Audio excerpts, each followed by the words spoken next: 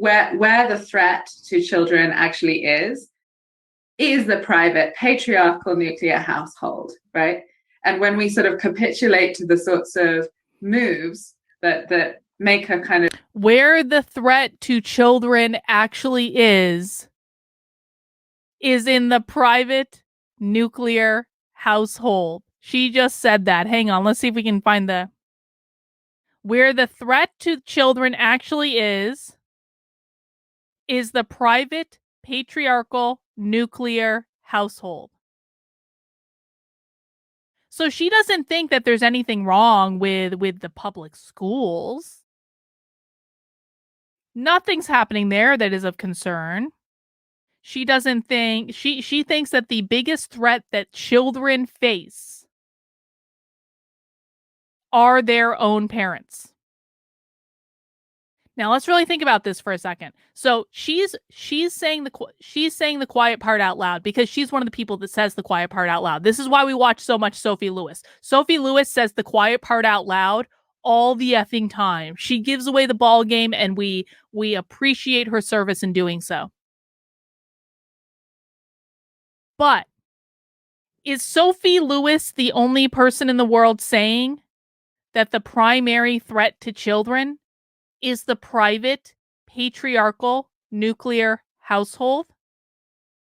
Is she the only one saying that the primary threat that exists to children is their parents? No. Who else is saying that? The public schools. The public schools say that every single time they implement a policy where they flat out put in writing in their school handbook that they do not have to inform the parents when kids are showing up at schools using different names and different pronouns and socially transitioning their gender in the school, because the school is saying the exact same thing as Sophie Lewis just did, because the schools will say, we can't tell the parents what's going on because it might create an unsafe environment for the children. And this is why we watch Socialism Saturday, folks.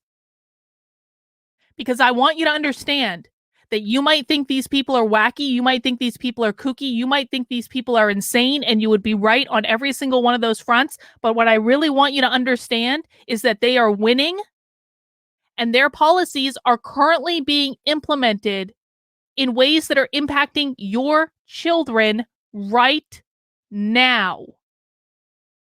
This is not theoretical. What she just said, that parents present the greatest threat to their children that exists in society, that is currently being acted out by the public schools right now in their policy documents.